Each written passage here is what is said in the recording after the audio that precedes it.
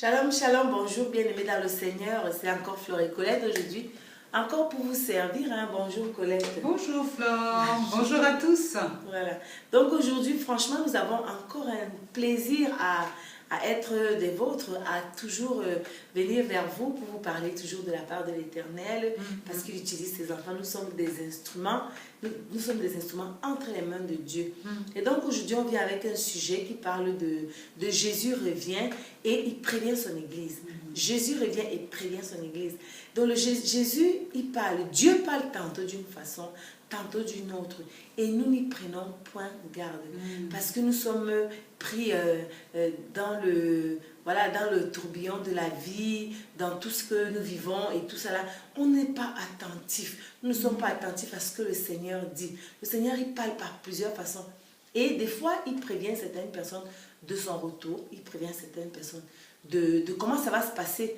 Et donc, les gens ne sont pas attentifs. Et c'est de ça dont on vient vous parler aujourd'hui. On veut vraiment attirer votre attention sur l'attention qu'on doit avoir, le temps qu'on doit avoir à écouter, à comprendre ce que le Seigneur veut nous dire. Et il a plusieurs façons de nous parler. Il parlait de plusieurs façons. Et donc, là, ma soeur Colette, elle va vous parler de ces différentes façons. Et puis, on va continuer dans la discussion. Jésus revient bientôt et il prévient son Église. Il prévient son Église. Et nous avons même la nature qui est en train de confirmer ce que Jésus a dit, ce que la parole, les prophètes ont révélé. Vraiment, nous arrivons au temps difficile de l'Église, de la vie, de l'humanité, où effectivement des choses terribles se passent, on voit des choses qui arrivent, on ne comprend pas, mais nous savons, nous qui sommes enfants de Dieu, que Jésus nous a dit, il va y avoir des bruits de guerre, il va y avoir tellement de tremblements, des inondations, et on le voit aujourd'hui, les tsunamis, les ceci, les cela, on voit des choses qui arrivent, et on se dit, waouh, oui, c'est vrai, là les temps vraiment sont mauvais, prenons garde, les temps sont mauvais. C'est vrai que l'enlèvement, on parle souvent de l'enlèvement, ça va arriver. Je crois qu'on aura le temps ou d'inviter le pasteur pour venir nous parler de ça. Vraiment, prenons garde de ça et Jésus nous prévient. Il nous prévient comment? Il nous prévient par des rêves, par des songes, par des prophéties, par des visions. Enfin, il parle, Jésus parle encore aujourd'hui. Et j'aimerais poser une question à ma sœur, parce qu'une fois elle m'a raconté un songe qu'elle a fait, et il m'a interpellée, et vraiment je vais la laisser parler pour qu'elle puisse vraiment nous raconter ce songe-là, partager ce songe-là, et pour éclairer en fait, c'est vraiment un songe qu'elle a eu, et on s'est dit, pourquoi ne pas le partager, parce que il y a des choses quand même qu'il faut partager avec les gens, avec vous, avec nous-mêmes, pour nous édifier. Donc, le Seigneur, comme on a dit tout à l'heure, le Seigneur revient bientôt. Et nous avons cette certitude aujourd'hui que le Seigneur revient bientôt. Il reviendra, il revient bientôt certainement. Mais on ne connaît pas le jour, personne ne sait. Et donc, comme elle a dit ma soeur Colette, qu'il prévient par des songes nocturnes. Donc, moi, j'ai très souvent des songes comme ça, là. Et ce songe-là, parce qu'il y a des songes qui sont pour nous, qu'on reçoit, et des songes qui sont là pour édifier le peuple de Dieu, pour le perfectionnement aussi du peuple de Dieu et faire grandir le peuple de Dieu. Donc, il faut bien peser, savoir ce qu'il faut dire ou pas. Donc, celui-là, je pense qu'il est à partager parce que ça va vous faire réfléchir et puis voir que chacun voit à quel niveau il se trouve. Donc, nous, on a cherché Dieu. On cherche Dieu, ça fait un bon moment maintenant. Et le Seigneur nous a demandé d'annoncer la parole. Donc, c'est ce qu'on fait tout le temps sur les réseaux sociaux. On s'attache vraiment à Dieu. On le cherche, mais vraiment ardemment. On prie ensemble. On marche dans la droiture, dans la sainteté, parce que nous sommes saints aujourd'hui. C'est pas qu'on ne pêche pas, mais nous sommes saints, parce que nous appartenons à Jésus. Et donc, le Seigneur révèle donc à ses enfants qui le cherchent les choses cachées. Des choses cachées qui ne se voient pas. Donc, une nuit, je reçois, je me rappelle que je cherchais Jésus fortement avec ma soeur Colette et on s'est retrouvés, on a dit aujourd'hui on va aller rencontrer Dieu, aujourd'hui nous allons rencontrer Dieu. On va chercher où est-ce qu'on peut rencontrer Dieu. Et donc dans le songe, on a rencontré des gens qui nous ont dit vous passez par ici et vous allez tout droit, vous allez aller tout droit et vous allez finir par le rencontrer. Et bien on a pris une voiture, on a pris les provisions et on allait chercher Dieu. On a commencé à rouler, mais à rouler pendant des heures et des jours. Et on s'est retrouvés dans un désert, un grand désert où il y avait des roches, des grandes roches comme ça, des rochers, pardon. Et je dis à ma soeur Colette, mais regarde comment c'est beau, regarde ce que le Seigneur a pu créer sur cette terre, c'est super beau, regarde comment c'est magnifique. Mais il n'y avait pas de vie. Il faisait chaud et on n'avait pas chaud.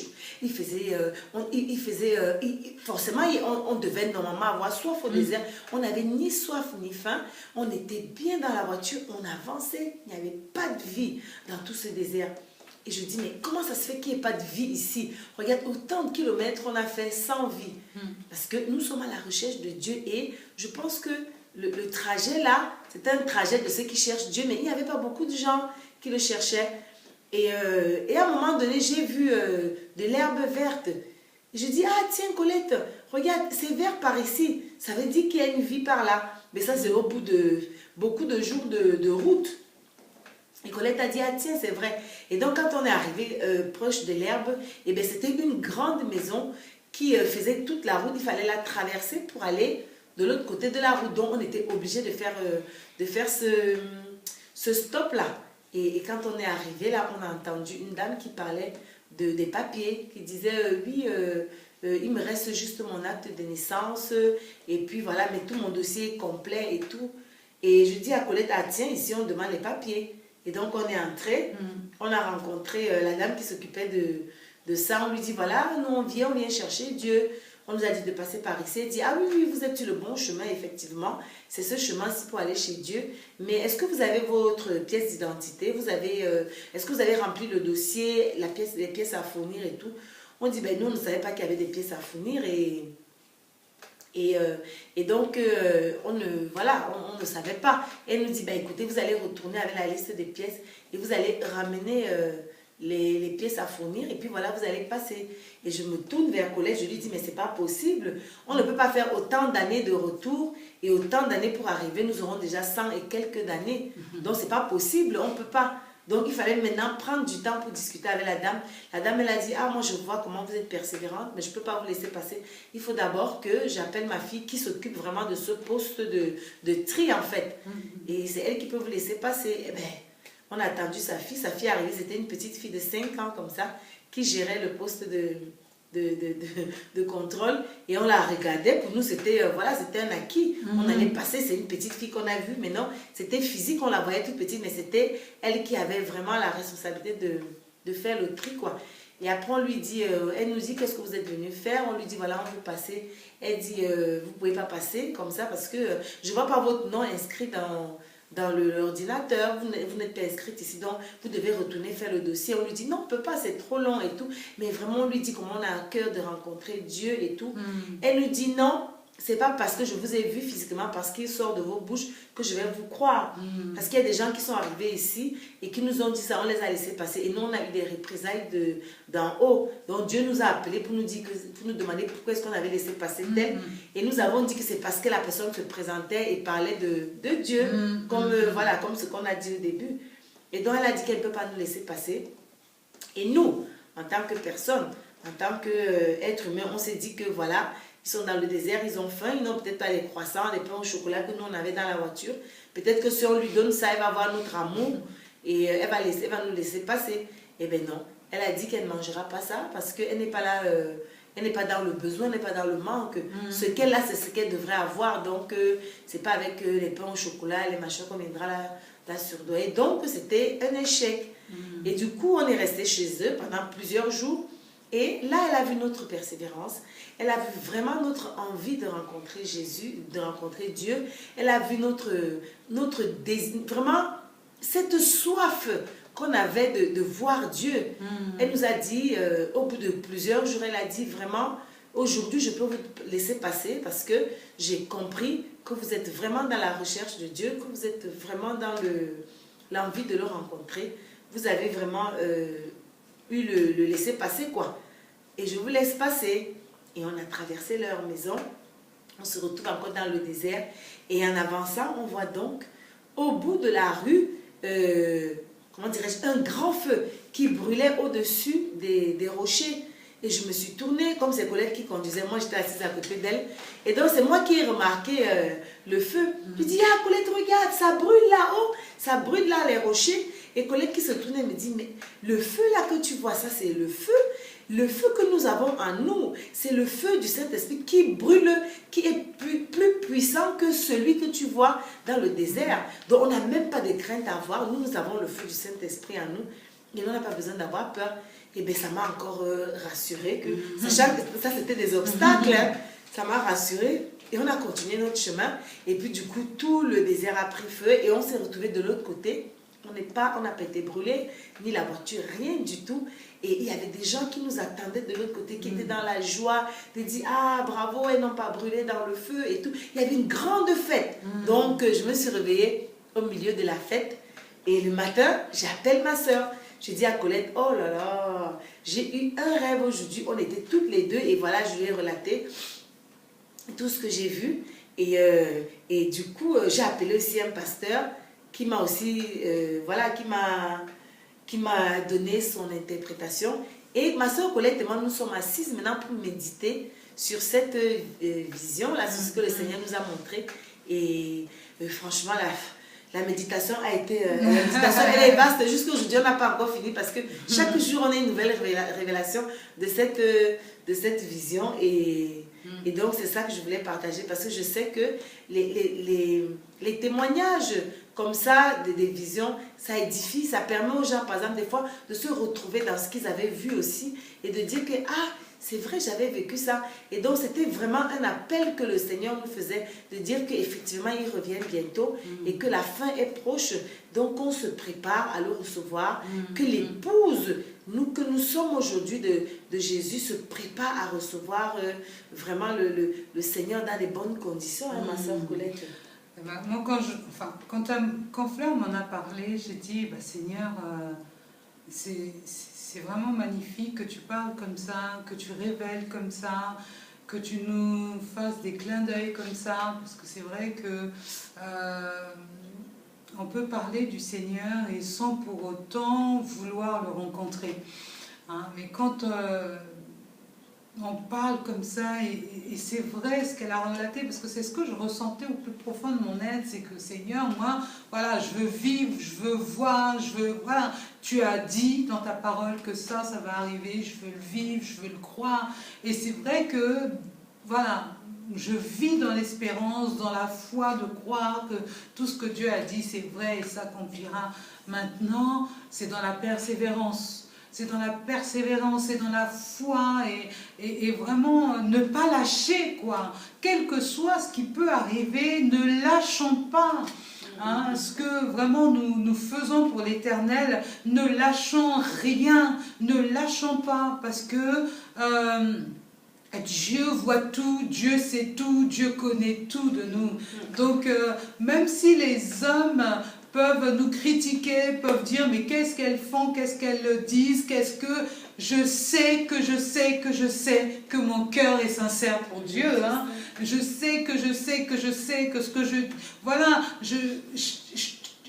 je consacre ma vie à l'Éternel et même si je le fais, on le fait avec des petits moyens que nous avons, et ben on le fait quand même parce que voilà, c'est notre pierre que nous apportons dans cette grande édifice qui est cette grande moisson et le Père a tellement besoin de tout le monde pour aller avancer et parler, prêcher, parler de lui montrer qui il est aux gens, ce qu'il fait avec nos vies, que nous soyons aussi des témoignages vivants pour sa gloire, parce que c'est vrai que on ne peut pas donner ce qu'on a. Si je ne l'ai pas, je ne donne pas. Mais je donne ce que j'ai reçu, je donne ce que Dieu me donne. Et puis voilà, et on avance comme ça, quoi. Donc tenons bon dans les visions que nous pouvons avoir, dans les rêves que nous pouvons faire, dans les prophéties que nous pouvons avoir aussi. Tenons bon, parce que c'est Dieu qui parle quelquefois. Voilà, il y a des prophéties, bon, ça... point d'interrogation. Mais toujours demander à Dieu la révélation, parce qu'on peut nous donner une prophétie et ça ne vient pas de Dieu. Donc toujours demander à Dieu de révéler, de certifier, d'attester, voilà, de nous dire que oui, là c'est vrai. Et j'ai envie de revenir un peu sur cette vision, des quelques étapes de la vision où, quand ma soeur dit qu'il faut qu'on persévère, c'est vraiment l'image qu'on a donnée à cette petite fille, parce qu'on se serait détourné, comme aujourd'hui les gens se détournent, dès qu'ils ont des difficultés, ils rentrent en arrière, ils se disent, oh, est-ce que Dieu existe? Bon, de toutes les façons. Donc, c'était une étape. C'est une étape à franchir, c'est-à-dire que persévérer. Et le Seigneur regarde au cœur de chaque personne. Parce que cette fille, elle a regardé à nos cœurs, elle a regardé à nos paroles, elle a regardé à qui nous sommes pour dire que oui, effectivement, vous pouvez passer aujourd'hui parce que on a montré la persévérance. Vraiment, on a insisté, on a voulu voir Dieu. Et puis, l'autre partie qui montrait aussi, quand on a voulu vraiment... comment on dit, payer, on a voulu, tu vois, soudoyer la dame. Corrompre. Ça montre l'état des cœurs de l'humain. Ça montre que nous sommes faits de chair et qu'il nous arrive encore de tomber et que vraiment le Seigneur essaie de mettre un point là-dessus, de dire qu'il y a des tâches encore, il y a quelques tâches qu'il faut encore revoir, parce que quand il va revenir, trouverai-je encore de la foi. Donc le Seigneur veut vraiment trouver des enfants prêts à le recevoir. Et c'est pour ça qu'il donne des petits avertissements, il fait des petits clins d'œil aux gens, voilà, c'est un clin d'œil. Ça, c'est le clin d'œil de Dieu. Il dit, allez-y. Et pourquoi le Seigneur m'a montré ça avec ma soeur Colette? Pourquoi? Et le Seigneur, et puis, ce qui me plaît dans cette vision, c'est que le Seigneur m'a montré nos deux, comment dire, pas nos qualités, mais nos personnalités. Dans cette vidéo, dans cette vision, c'était nos personnalités qui étaient vraiment mises en avant. Ma soeur Colette, elle est très douce, elle est très... comment dirais-je, elle a une façon de parler, elle a une façon de convaincre qui n'est pas la même que la mienne. Parce que moi, j'essayais voilà, avec la force et tout, j'essayais d'insister parce que j'avais raison. Je dis, mais non, c'est ça. Mais le Seigneur a montré vraiment comment on dit là, quand ta personnalité. Sa personnalité s'est reflétée même dans ma vision et ma personnalité à moi s'est aussi reflétée parce que c'est moi qui partais chercher les croissants dans la voiture. C'est moi qui étais allée chercher ces croissants. C'est moi qui ai fait le clin d'œil à Colette qu'il faut qu'on fasse ci. Et c'est Colette qui allait vers la dame après lui expliquer les choses posément, doucement, mais avec beaucoup d'amour. Donc nos personnalités se sont vraiment reflétées dans cette vision-là. Le Seigneur m'a vraiment montré qui je suis et qui elle est, et que mais c'est pas grave, on a déjà la révélation, il nous a dit vraiment, et il veut qu'on avance en fonction de ce qu'il nous a montré. Gloire à Dieu. Amen. Gloire à Dieu. Soyons très attentifs pour nous tous, hein, de comment Dieu peut se révéler en chacun de nous. Dieu parle encore aujourd'hui. Vous savez, il n'a jamais cessé de parler à son peuple. Hein. Il a toujours parlé à travers les prophètes, à travers les pasteurs, les enseignants. Il parle encore aujourd'hui. Et son amour de Père, il parle encore dans sa parole. Et son amour de Père, vraiment, comment Dieu nous aime. Comment Dieu nous aime alors que quelquefois, beaucoup de fois, nous nous détournons de sa face. Mais lui, il est patient avec nous, il prend patience. Hein? Son amour de Père nous parle encore aujourd'hui et il veut nous tirer la sonnette d'alarme en disant « Attention, je reviens bientôt, mettez de l'ordre dans vos vies parce que je reviens bientôt. Tenez ferme, n'abandonnez rien, ne lâchez rien. » Et avec la persévérance et la foi, avancer. C'est C'est ça. Avancer, C'est ça, parce ça. qu'au bout du chemin, le meilleur est à venir. La victoire. C'est-à-dire Voilà. que le Seigneur, il nous réserve tellement de belles et grandes choses qu'on ne voit pas. Hein. Oui, On le ne voit pâturage, ce que dans ton songe, tu as vu les pâturages, l'herbe verte, où vraiment il y avait la joie. Franchement, voilà, ça veut dire ce que ça veut dire. Enfin, on n'a pas besoin d'être des grandes interprètes des songes pour vraiment essayer de comprendre ce songe et donner une explication, quoi. C'est vrai, c'est magnifique. Franchement, c'est super de partager ça. Et moi, j'espère vraiment que ce songe-là va permettre à quelqu'un de comprendre que le Seigneur revient bientôt et qu'il essaie de se remettre vraiment sur le chemin de l'Éternel, parce que la personne ne sait quand ça va arriver, personne ne sait, parce que chaque personne a son jour de départ. Oui. On va sortir le matin, on dit au revoir à nos enfants, voilà. Et après, un accident est très vite arrivé. On ne sait pas à quel moment on va partir, on ne sait pas ce qui va se passer, on ne connaît rien du tout. Et donc, toujours être prêt. Le Seigneur demande de toujours être prêt. Toujours être prêt. Donc, c'est ça, quoi. C'est le message. Oui. Es-tu prêt? Es-tu prêt dans ta vie avec Jésus? Est-ce que tu prends garde quand il te parle? Est-ce que tu réponds présent quand il t'appelle? Est-ce que tu l'aimes parce que Jésus t'aime? Jésus t'aime d'un amour incommensurable. Tu ne peux pas mesurer l'amour de Jésus pour toi, parce qu'il t'aime et il veut te sauver. Il t'aime et il te parle, il t'interpelle, il t'appelle. Donc, si tu entends sa voix aujourd'hui, alors que ton cœur ne s'endurcit pas. Au contraire, ouvre ton cœur, accepte-le dans ta vie, appelle-le, invite-le, et il se présentera à toi. Jésus est à la porte et il frappe. Il frappe à la porte de ton cœur. L'entends-tu? L'entends-tu? Si tu l'entends, alors ouvre la porte. N'endurcis pas ton cœur. Voilà. C'est un message franchement très puissant qui doit vous faire grandir. Qui doit seulement vous faire grandir. Donc de l'accepter et puis de suivre ses pas. Et vous verrez sa gloire. Amen. Amen. Amen. Soyez bénis. Soyez bénis. Au revoir. Au revoir.